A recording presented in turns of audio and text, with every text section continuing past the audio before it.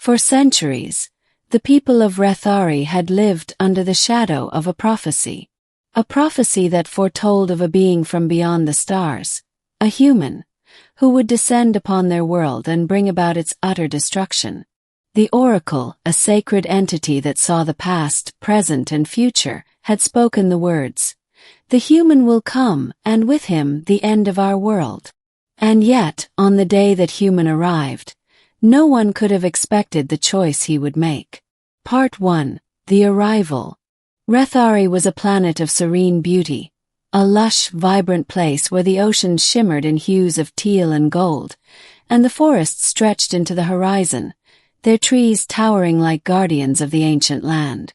It was a world where peace reigned, but it was a peace built on the fragile understanding that the oracle's visions were not to be taken lightly.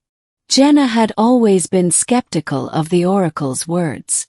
But the moment she met him, she knew he was not like any other being she had ever encountered.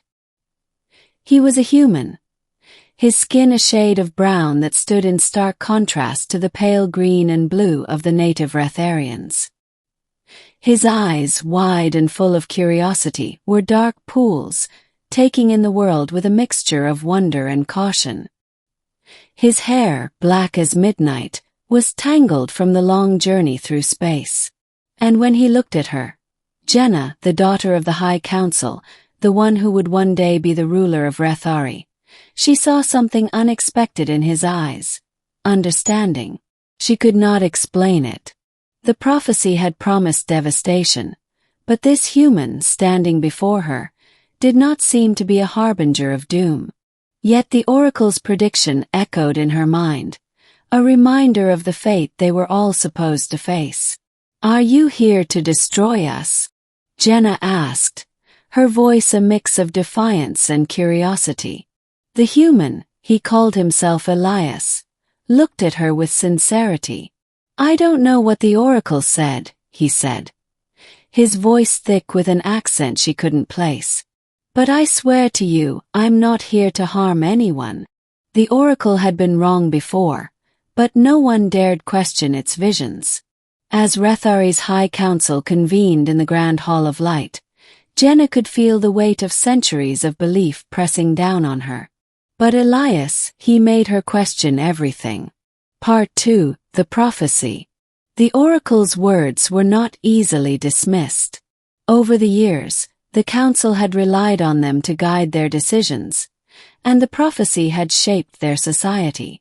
They had prepared for the worst, built defenses, and even developed rituals meant to protect them from the coming destruction. Yet, as Elias settled among them, the people began to notice something strange. There was no anger in him, no malice. He had come with technology far beyond anything Reth'ari had ever known, yet he used it only to help, to heal the sick and to improve the lives of the people. He was kind. He was compassionate. He was human. Jenna could not understand it. The oracle had said that the human would come and destroy their world. Yet Elias seemed intent on saving it. One night, as the two of them sat beneath the twin moons, Jenna voiced her doubts. Why would the oracle lie? Why would it give us hope only to tear it away? Elias looked at her, his expression unreadable. Maybe it didn't lie. Maybe it saw something in me that I don't see myself. But you're not here to destroy us, are you? Jenna asked, her voice trembling. The prophecy. Maybe the oracle saw the worst in me, Elias said softly, but it didn't see what I was capable of becoming. Sometimes people don't know their own strength until they're tested. I won't let the prophecy define who I am. Jenna didn't know what to say. Her people were afraid of him, afraid of what he represented. They had grown to believe in the prophecy as truth, and now Elias was shaking the foundation of everything they knew. The weight of the oracle's prediction was heavy, but Elias carried it with such grace. Was he truly their salvation, or was he the doom they had been warned about? Part 3. The Crisis. A month after Elias arrived, disaster struck. A massive asteroid, larger than any the Reth'ari had seen in millennia, hurtled toward their planet. The Council immediately began preparations for evacuation, ready to abandon their world, their home, to save their species. It seemed like the end was nigh. But Elias, without hesitation, offered a solution. Using his advanced technology, he proposed a plan that could potentially alter the asteroid's trajectory. The plan was risky, and it required him to fly directly into the asteroid's path to plant an explosive device that would split it apart. The chance of survival was slim. Jenna was torn. She knew that if Elias succeeded, he would save them all. But if he failed, the entire planet would be wiped out. The Oracle had predicted that a human would destroy their world. Was this how it would happen? Would Elias's sacrifice be the very thing that fulfilled the prophecy? In a private moment, she confronted him.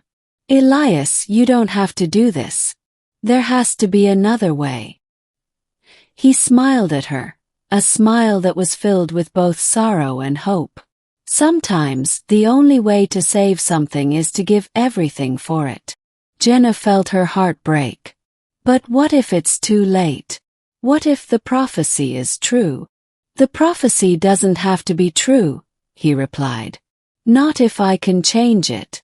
Part 4. The Sacrifice. The day came when Elias boarded the shuttle that would carry him toward the asteroid. The sky was clouded with tension, and the people of Reth'ari watched in silent fear as he took off into the unknown. Jenna stayed by the communication center, her heart in her throat. Hours passed, and the world seemed to hold its breath. Then, finally, the transmission came through. Elias's voice crackled over the comms. I'm in position. Initiating the detonation in 3, 2, 1. A blinding flash of light erupted in the sky. The asteroid shattered into 1,000 pieces, scattering harmlessly into space. Reth'ari was saved. But as the dust cleared, there was no signal from Elias. No sign of life. He had given everything. Part 5. The Aftermath. Reth'ari had been saved, but at a great cost. The Oracle had predicted destruction, but it had not foreseen sacrifice. Elias had not been the harbinger of doom. He had been the agent of salvation. Jenna stood before the people of Reth'ari, her voice unwavering. The Oracle's prophecy was not a curse. It was a test. Elias came to us not to destroy, but to teach us that sometimes the greatest strength lies in sacrifice. The people of Reth'ari stood in awe of the human who had given everything for them. His name became a legend, a symbol of what it meant to rise above the darkness and to choose the light, even when it meant facing the greatest of fears. Jenna's heart was heavy with loss, but it was also full of hope. Elias had shown them a new way, a way where they were not defined by fear or prophecy, but by their choices. He had not destroyed their world. He had saved it. And in that sacrifice, humanity had proven that sometimes the greatest heroes are those who give all for others, even when the world expects them to be its downfall. Epilogue. The Oracle, once a revered and feared entity, now stood as a reminder of how things could change. Its predictions were not absolute, for the future was shaped by choices. Elias's sacrifice had rewritten the prophecy, turning it from a tale of destruction into one of redemption. And in the years to come,